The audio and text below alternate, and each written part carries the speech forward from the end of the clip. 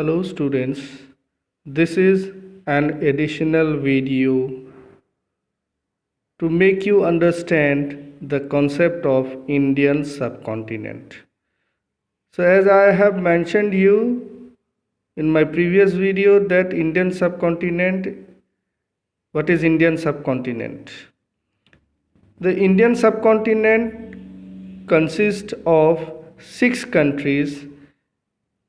Number 1, this is India. Number 2, Pakistan. This is Pakistan. Nepal, Bhutan, Bangladesh, and Sri Lanka. These 6 countries which are located in the South Asia, this entire landmass is known as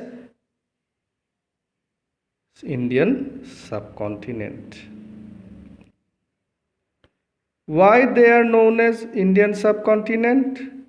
If you look into another map, or that is the physical map of this subcontinent, you'll find that this entire area, it is a very huge landmass. It is a huge landmass,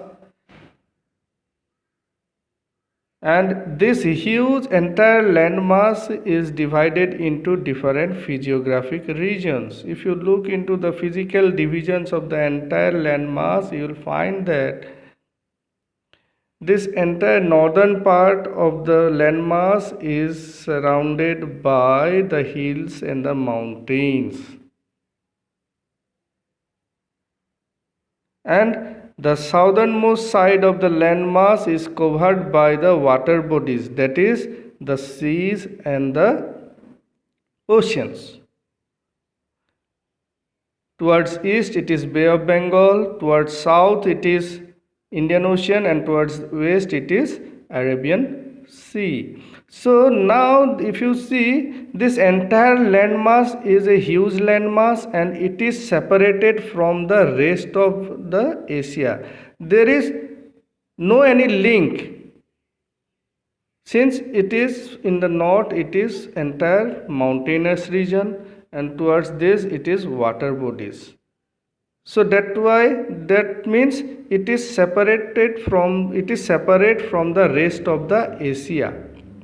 And also the political divisions into different countries, Pakistan, Nepal, Bhutan, Bangladesh, Sri Lanka, these are very new things. In the past, in the ancient periods, this entire landmass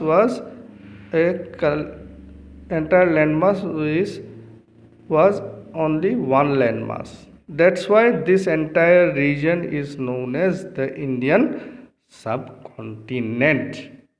Now if you look into this, since I have mentioned earlier that the geography always influences the history of that region, so you have to understand the physical settings or the geography of this entire region for understanding its history.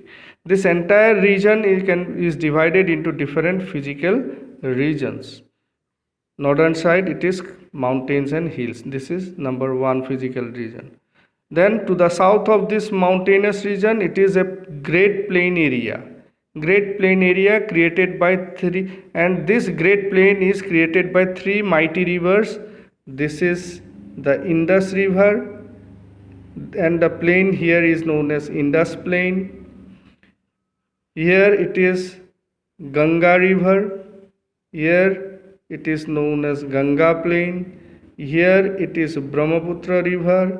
It is known as Brahmaputra Plain. Both Brahmaputra and Ganga flow towards Bay of Bengal. They meet each other in Bangladesh and enters into Bay of Bengal.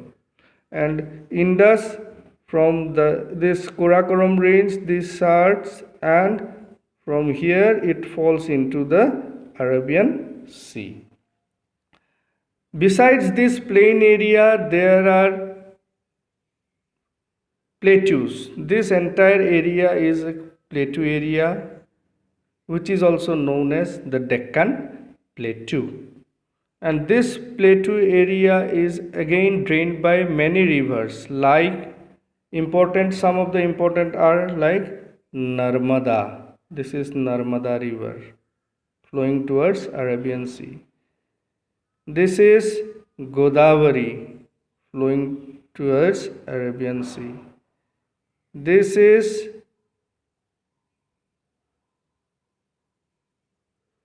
then again this is Krishna. Krishna is flowing towards Bay of Bengal. This is Tungabhadra flowing towards Arabian Sea. This is Kaveri. So these are some of the important rivers which are flowing through this plateau region. Besides this, there are plains also. These are plains which are known as coastal plains. Since these plains are along the coast of the India, so it is known as the coastal plains. So these are some of the physical divisions: mountains, plains, plateaus, coastal plains. So this entire landmass, this is the entire landmass, and you must have the knowledge about, or you must have the concept about the entire landmass. So I hope this additional video will help you to understand the geography of this entire region, because it is very necessary to understand the geography first. Then only you can go for studying the history. Thank you.